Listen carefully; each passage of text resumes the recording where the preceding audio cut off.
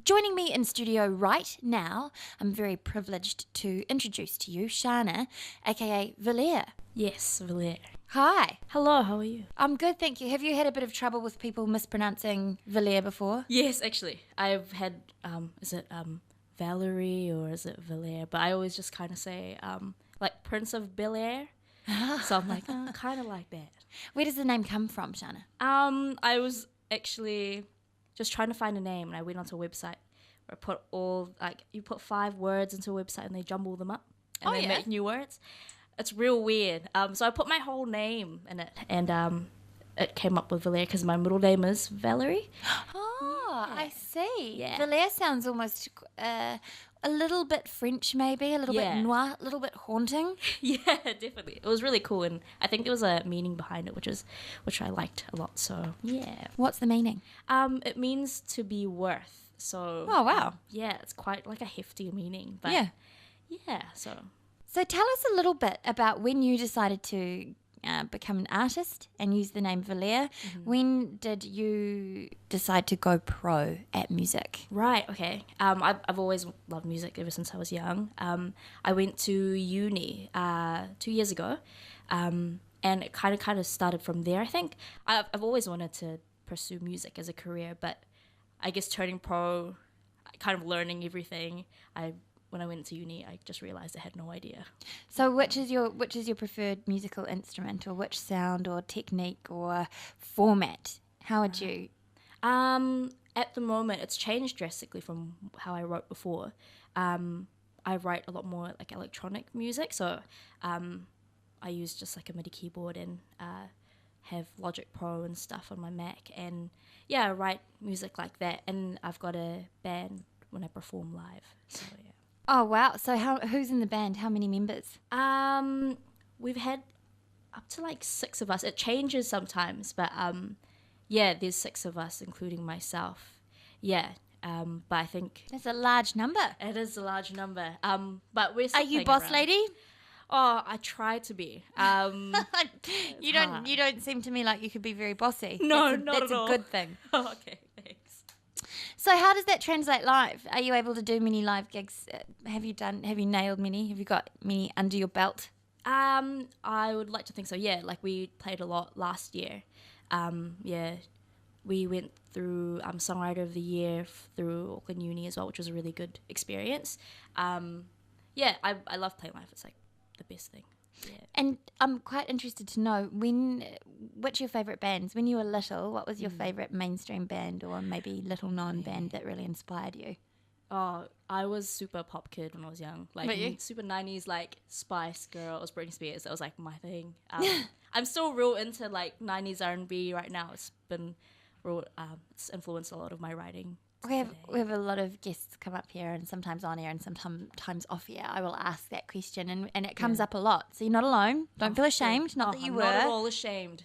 Yeah. I would be maybe a little bit, but Yeah. I'm just kidding. I'm just kidding. What a bully. Yeah. Now, how far along are you in terms of releases?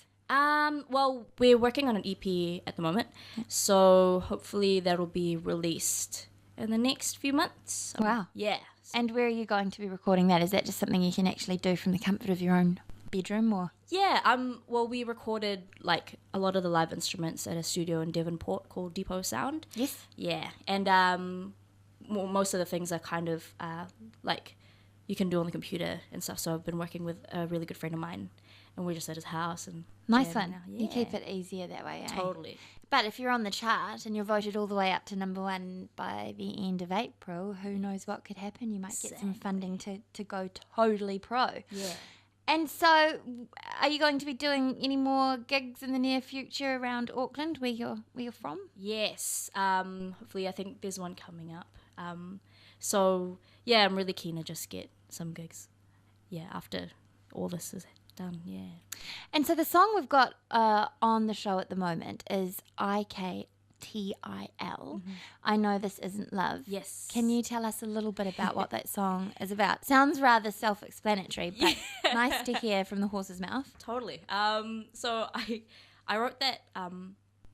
It's weird. Like there was a day where I realized I actually really liked someone, and it was weird. Kind of a lot of the time it's subtle, but it really felt like a switch, and I freaked out. I think when you start to like someone, you're like, no, you can't do this. Oh, right. Because it's, you're not allowed, or not allowed, but like it's gonna ruin. Were you friends? Yes. Right. And, yeah, so it just kind of played with the whole idea of your head is telling you something, and then you're feeling something different, and you're just trying to reconcile the two, but then at the end of it, like, you kind of can't just help it, you just have to feel it away. So depressing.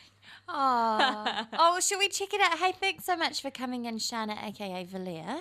And we wish you the best of the luck with getting, with your progress on theaudience.co.nz, and hopefully you'll get some funding from us. Oh, thank you so much.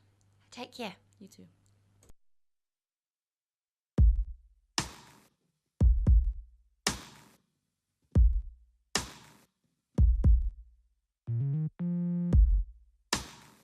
I know this isn't love. I know I'm only dreaming. I know we don't belong. I know I'm just imagining. You're nothing so sweet. Clouds that I could lie in. I know this isn't love. Don't mean I can't feel a thing.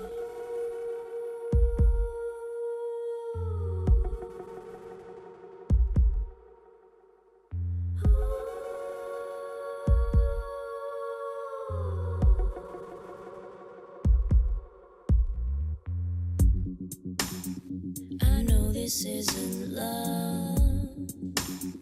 I know you'd never hold me. Nothing in the stars. Light bulbs for the lonely. I wanna dive into your arms, and deeper I drown in. I know this isn't love, but could you tell me what I'm feeling?